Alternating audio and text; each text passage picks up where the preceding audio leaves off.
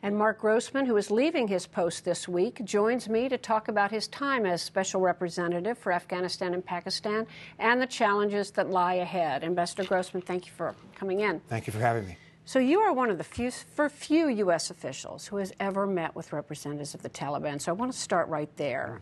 One meeting, I think your first, was with someone who was described as a former aide to the leader, Mullah Omar, back in October, was it, of 2011? What was it like? What was he like? Well, first of all, thank you very much for having me. You know, it was an experience that was both very productive and very difficult. One of the challenges that Secretary Clinton gave me when we took this job was to see if I couldn't find and then have this conversation with the Taliban. And what she said in a very important speech, you'll recall, at the Asia Society a couple of years ago, was, of course, you don't make friends with your, you don't make peace with your friends, you make peace with your enemies. And what I did, Margaret, to get ready for that first encounter and those afterwards was I read a lot by people who had been in similar situations in Northern Ireland, in Sri Lanka, in Colombia. And everybody talked about how difficult it was to both fight and talk at the same time. And yet everybody came to the same conclusion, that if you stick with this, if you believe in it, if you can find someone on the other side to talk to, and you're successful, less people die. And so the ambiguities of it, the challenges of it, kind of all pale by the possibilities that if you're successful, less people die.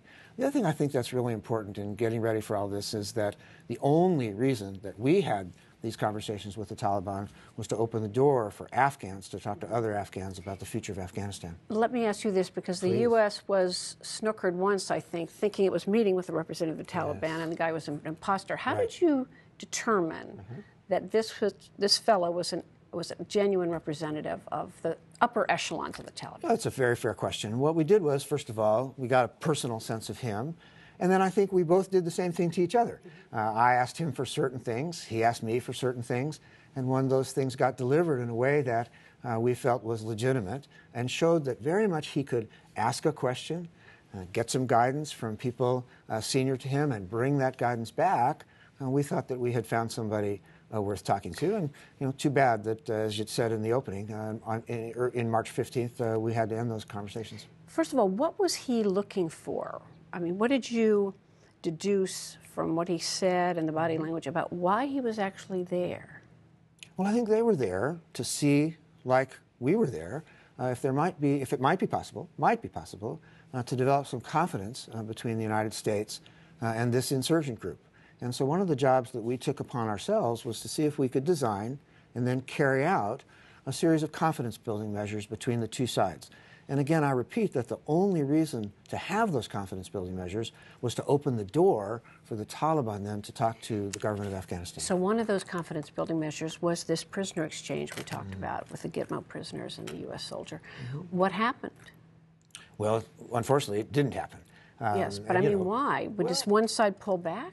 Well, I think, you know, because I don't want to do anything that might, you know, sort of prejudice something in the future, you know, I'd say, first of all, that we haven't made any decisions at all about moving anybody from Guantanamo in that arrangement, first. Second thing is, it's very important, I think, for you and the viewers to recognize that it was that whatever we would do would certainly be consistent with all of the laws of the United States, and very importantly also consultation with Congress. And we consulted with Congress quite a lot on this subject. They've had a lot to say about people from and you know, and fair enough, and that's, you know, that's the kind of government we have. So where do prospects stand now as you leave this post for some kind of negotiated way out of this war or resolution to this war, even as U.S. troops are drawing down? Well, I think it's very important to step back and again to go back to the Asia Society speech and to consider the job that we were given a couple of years ago.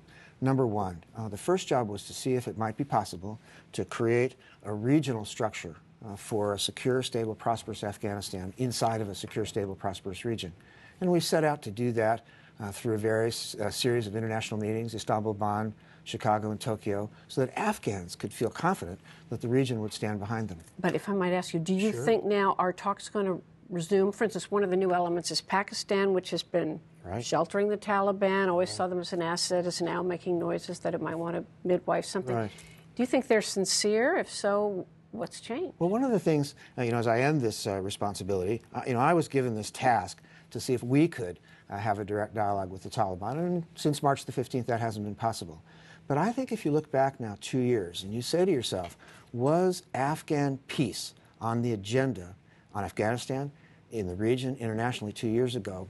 Very little. And I think that what's happened here is that there's been a real effort to create an Afghan peace process. On Pakistan in particular, I think one of the things that's really changed in the last year or so has been the effort by Pakistan to get itself aligned to support this Afghan peace process. A year ago, there was no way, not possible, systematically to have Afghanistan, Pakistan, and the United States talk to one another about peace. And we created a core group with those 3 countries. It's met 8 times. So I think there's a lot of effort on the Pakistani side to support Afghan peace. But why? I mean, do they suddenly think it would be in their interest to have a peaceful Afghanistan? Well, I think if you listen to the foreign minister and other Pakistanis who speak, they know, first of all, that chaos in Afghanistan is bad for them. They know also that 2014, when this transition that you described is coming, that's not 20 years from now. It's not 10 years from now. In diplomatic terms, it's tomorrow. And so we've signed a strategic partnership agreement with Afghanistan, and the Pakistanis, I think, recognize that. It changes their calculation, perhaps, but they, I think, are increasingly clear that they support this Afghan peace process as well. And as your setup showed, you know, this release of these prisoners is pretty important. Now, what's the alternative? If the U.S. talks founder and the U.S. leaves most of its troops, takes out most of its troops at the end of 2014, what's the alternative? Are we looking at civil war? Oh, well, you know, first, I think it's really important for people, you know, to not set this up as, you know, the United States is leaving. I mean, as you said, you know, there'll still be American troops in Afghanistan on January 1, 2015, and the president will decide what number that is. But if you'd allow me, this isn't only about the military force. This is about also a civilian presence, an economic presence.